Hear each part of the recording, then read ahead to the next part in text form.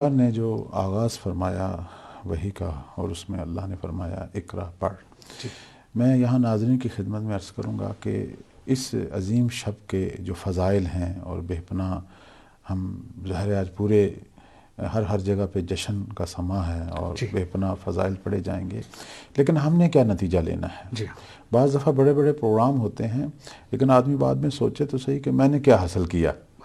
تو اب یہ جو ذاکرین آئیں گے، علماء، خطیب حضرات، اور بے پناہ جو ہے وہ منقبتیں، نعتیں، پروگرام، لیکن ہم نے ایک نتیجہ لینا ہے، اور نتیجہ جو ہے وہ لفظ اقرا سے لینا ہے۔ اللہ نے ہمیں بتا دیا کہ تیرے کمال پانے کا جو سب سے پہلا زینہ ہے وہ تیرا پڑھنا ہے، علم۔ خدا ہمارے نبی کو علم حاصل کرنے، پڑھنے کے پیغام سے جو ہے وہ اپنی گفتگو کا آغاز کر رہا ہے۔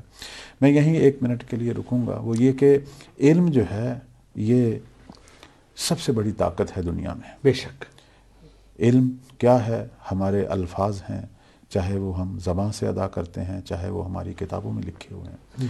الفاظ بہت بڑی پاور ہیں۔ بے شک آپ دیکھیں بہت سارے لوگ انہی الفاظ کو پڑھتے ہیں، رائے حق پا لیتے ہیں۔ چند دن پہلے میں ایک بہت بڑے مسیحی دانشور کے حوالے سے پڑھ رہا تھا کہ وہ کہہ رہے تھے کہ میں ویسے پروفیسر ہوں تاریخ کا، مسیحی تھے، لیکن جب میں نے ایسا تاریخ میں اسلام کے جو مؤسس اور بانی ہیں ان کے بارے میں پڑھنا شروع کیا، تو جیسے جیسے پڑھ رہا تھا میں ان کا عاشق ہو رہا تھا کہ بہت بڑی شخصیت ہے، لیکن ابھی میں ایمان نہیں لایا تھا۔ لیکن جب میں نے فتح مکہ کے وقت دیکھا کہ سب قدرت ان کے پاس ہے، طاقت اس ہستی کے پاس ہے، لیکن اس نے کسی سے انتقام نہیں لیا، اپنے چچا کے قاتل جنہوں نے ان کا کلیجہ کھایا تھا ان کو بھی معاف کر دیا، اور اعلان کر دیا کہ آج بخشش اور معافی کا دن ہے، اور سب کو اپنے سینے سے لگایا۔ یہاں سے میں متوجہ ہوا کہ یہ پیغمبر ہے، اور پھر میں ان پہ ایمان لے آیا۔ لیکن الفاظ لکھے ہوئے ہیں، ایک واقعہ لکھا ہوا ہے، لیکن کتنی پاور رکھتا ہے کہ ایک مسیحی جو متعصب مسیحی ہے، وہ خود کہتے ہیں، لیکن انہوں نے اس کو راہ جو ہے وہ ہدایت دکھا دی، اصلا زندگی کا راستہ ہی چینج ہو گیا۔ علم جو ہے، انسان جس طرح کا بھی علم حاصل کرے، صرف اس کے اندر ایک چیز ہے، وہ یہ ہے کہ وہ مفید ہونا چاہیے، دنیا کے لیے مفید ہو، آخرت کے لیے مفید ہو۔ ہمارے مولا امام زمان صلوات اللہ علیہ جن کا ہم انتظار کر رہے ہیں، روایات یہ کہتی ہیں کہ جب وہ آئیں گے 8 مہینے کے اندر پوری زمین کو اپنے اختیار میں لیں گے۔ آیا یہاں ایک سوال نہیں پیدا ہوتا کہ ان کے پاس کیا ہوگا؟ مولا اور ان کے ناصرین کے پاس کیا ہوگا؟ حالانکہ وہ اقلیت ہیں، تھوڑی سی تعداد میں ہیں، اور دنیا میں جو ہے وہ ظالموں کی تعداد زیادہ ہوگی، تو وہ کیا پاور ہے ان کے پاس؟ میں یہیں ناظرین کی خدمت میں اشارہ کروں گا، مولا اور ان کے ناصرین علم سے مسلح ہوں گے۔ علم کی وجہ سے انہیں یہ فخر اور یہ امتیاز حاصل ہوگا کہ دنیا کے تمام ممالک، آج آپ دیکھیں دنیا میں جو لڑائیاں ہو رہی ہیں، اس کے اندر بھی جس ملک کی علمی برتری ہے وہ دوسرے ملک پر غلبہ پا رہا ہے، حکومت کر رہا ہے، لیکن اس کو تسخیر نہیں کر پا رہا۔ غلبہ پا لیتا ہے لیکن وہاں حاکم نہیں بنتا۔ لیکن یہ جو ہستیاں آئیں گی، یہ ان طاقتور ممالک پر بھی غلبہ پا لیں گی اور ان کو تسخیر بھی کر لیں گے۔ 2 چیزیں جو ہیں وہ میں ناظرین کی خدمت میں آج کی رات کے حوالے سے، مولا کو اپنے پڑھے لکھے ناصر چاہیے، بے شک جاہل نہیں۔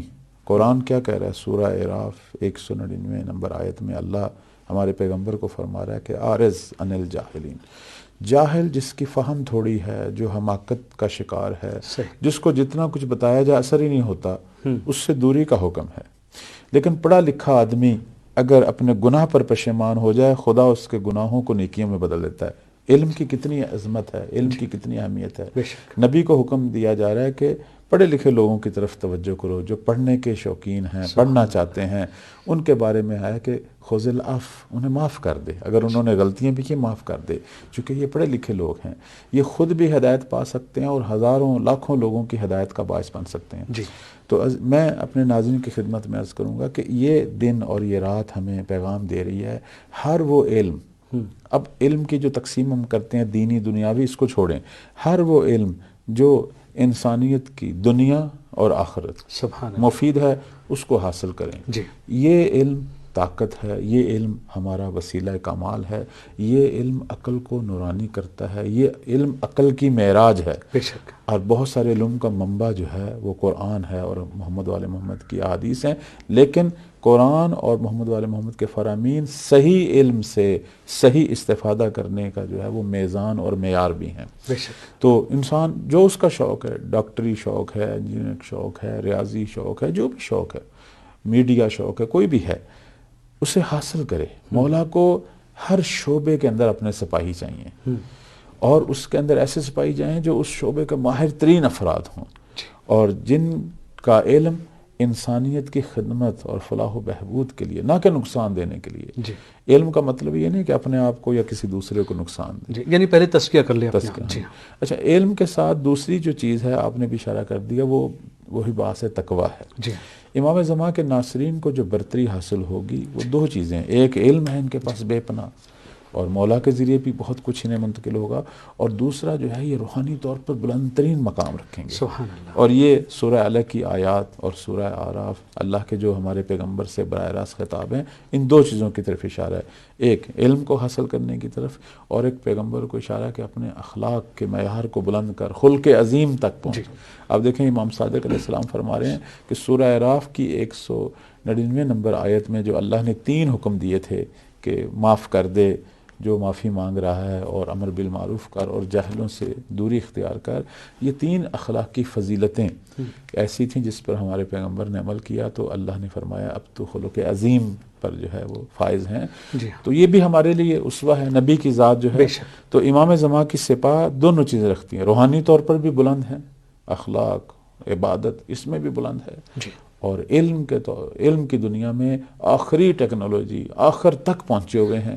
یہ 2 طاقتیں ہیں جو ان کے پاس ہیں، روحانی اور ظاہر۔